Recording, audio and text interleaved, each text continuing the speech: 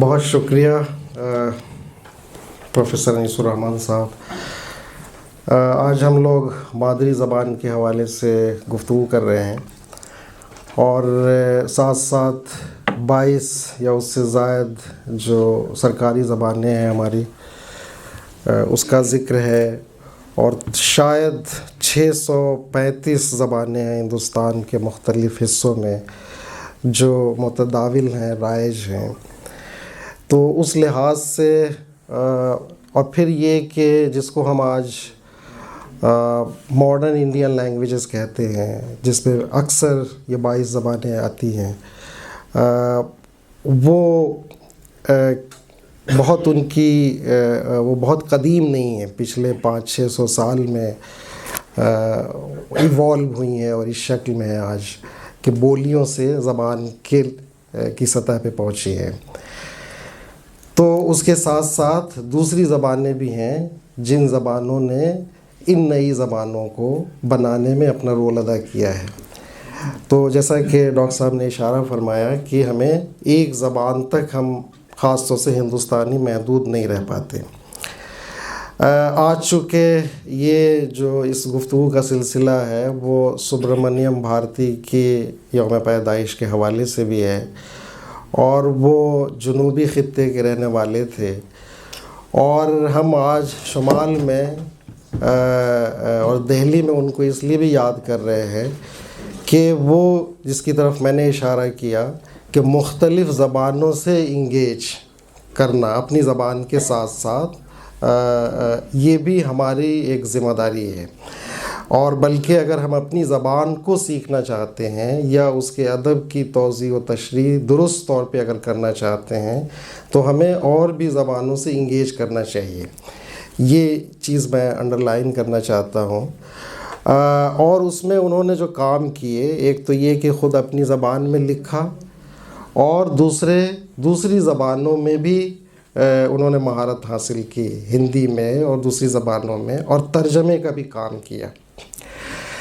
اب جو مثال کے طور پہ جو ماڈرن انڈین لینگویجز ہیں ہمارے یہاں، چاہے اردو ہو، ہندی ہو، بنگلہ ہو، گجراتی ہو، مراٹھی ہو، پنجابی ہو، یہ وہ زبانیں ہیں جن کا ایوولوشن پچھلے 6-7 صدیوں میں ہوا ہے، اور ان کے جو مقامی اور محلی جو بھی لہجے تھے جن کا رول رہا بنیادی، اس کے ساتھ ساتھ جن دوسری زبانوں نے ان زبانوں کو بنانے میں رول ادا کیا، اس میں مثال کے طور پہ فارسی ہے، اس میں کچھ حد تک شاید سنسکرت ہے، ابھرنس ہے.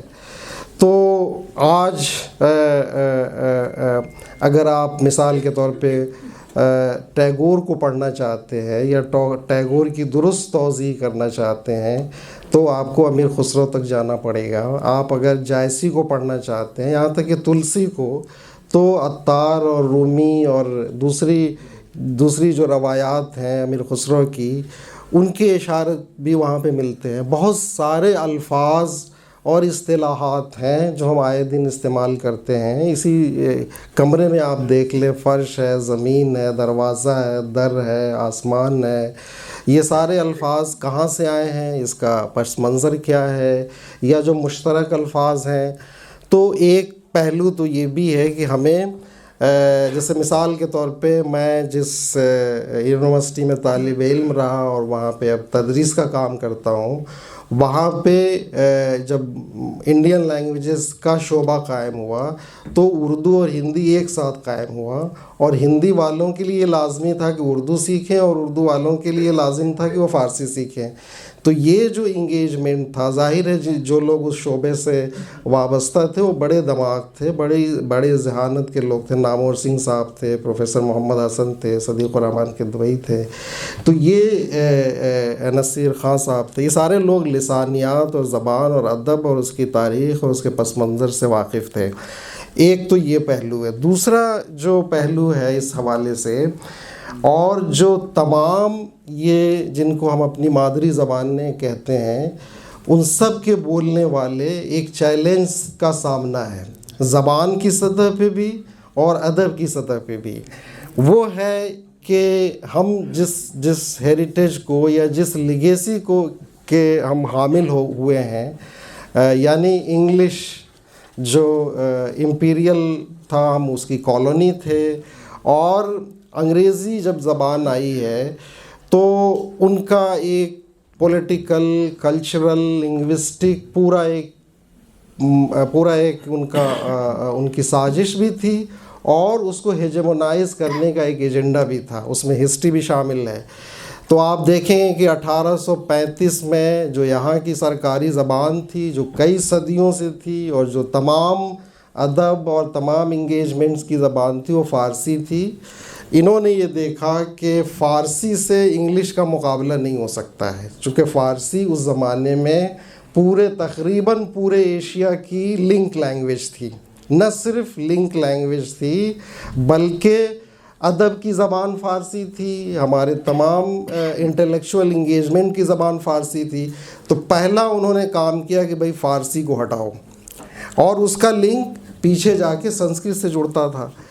تو انہوں نے یہ کیا کہ نوخیز زبانیں جن کی اپنی نثر نہیں تھی، جن کا اپنا کچھ خاص ادب نہیں تھا، ہندوستانی یا اردو یا ہندی کے نام پہ انہوں نے شروع کیا، اور ان کو پتہ تھا کہ یہ زبانیں انگریزی کے سامنے نہیں ٹھہر سکتی، تو انہوں نے ان کو انٹروڈیوس کر دیا۔ پھر 1857 کے بعد آپ جانتے ہیں کہ انگریزی پھر آ گئی، اور آج تک ہے۔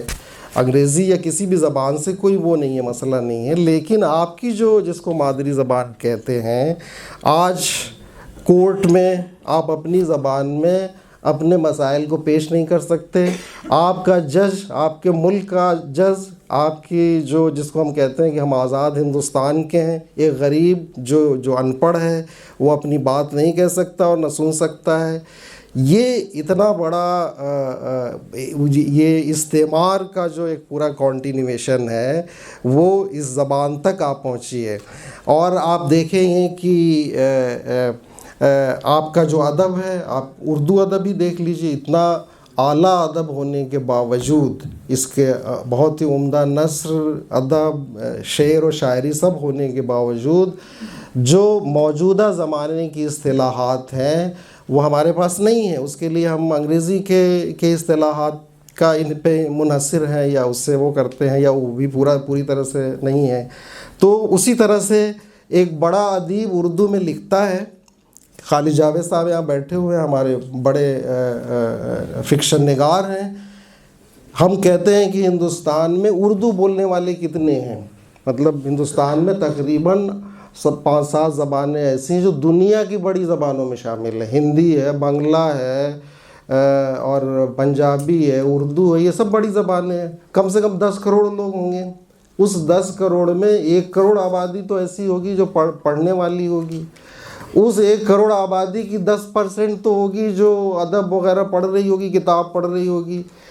تو کیا 10 لاکھ ناول خالد جاوید صاحب کا ناول کوئی پڑھ رہا ہے؟ 10,000 بھی نہیں پڑھ رہا ہے۔ تو یہ ہماری صورتحال ہے زبانی اور لسانی۔ ہم کہتے ہیں کہ ہماری زبان بہت پاپولر، یا ہندی کی دیکھ لیے، ہندی کے بارے میں تو 50 کروڑ کا دعویٰ ہے کہ 50 کروڑ کی زبان جو ہے ہندی ہے۔ ہندی کے بڑا سے بڑا ادیب کوئی 1 لاکھ پڑھا جا رہا ہے۔ تو یہ ایک بہت بڑا مسئلہ ہے۔ اور یہ اسی طرح سے آپ دیکھیں کہ جو شہر کا جو مڈل کلاس ہے، یہ جو ہجرت ہوئی ہے، جو مطلب جس کی طرف ڈاکٹر شمس اقبال صاحب نے اشارہ کیا، داغستان، میرا داغستان کے حوالے سے، کہ اسی طرح سے ہمارا ایک طبقہ جیسے چلیے مغرب میں چلا گیا، اس کی مجبوریاں ہیں، اور وہ وہاں پہ سسٹم ایسا ہے کہ وہ وہاں پہ سیکھ لیا۔ لیکن جو انٹرنل مائیگریشن ہو رہا ہے، مہاجرت، یعنی پورا مڈل کلاس، ہمارے بچے اسکولوں میں جاتے ہیں۔ میں خود گیا تھا، ہمارا بچہ جو ہے ڈی پی ایس میں پڑھتا تھا، تو پرنسپل نے کہا کہ آپ گھر میں انگریزی بولیے۔ میں نے کہا میں زبان کا ٹیچر ہوں، اور یہ آپ کے اسکول میں اس لیے کیا ہے کہ آپ وہ سیکھ جائے گا انگریزی، ٹھیک ہے، ہم اپنی زبان جو مادری زبان ہے اس سے ہم الگ نہیں کریں گے، ورنہ وہ کہیں کا نہیں رہے گا۔ اور یہی ہو رہا ہے کہ جو بچے اسکولوں سے پڑھ کے نکل رہے ہیں، ان کی نہ انگریزی اچھی ہوتی ہے، اور نہ اپنی زبان سے بھی وہ کٹ کے کٹ جاتے ہیں، آدھا تیتر آدھا بٹیر والی حالت ہوتی ہے. ان کو جو ہے سیکنڈ لینگویج کے نام پہ فرینچ، جرمن اور پتہ نہیں کیا کیا پڑھایا جاتا ہے. اس سے میری کوئی مخالفت نہیں ہے، لیکن 10ویں کے بعد وہ سب بھول جاتے ہیں. کم از کم وہ تمل سکھا دیتے، بنگلہ سکھا دیتے، اردو سکھا دیتے، کوئی بھی دوسری ہندوستانی زبان سکھاتے تو ان کی اپنی زبان بہتر ہوتی. میں فی الحال یہیں پہ اپنی بات روکوں گا اور پھر اس کے بعد ہم آگے بڑھیں گے. جی.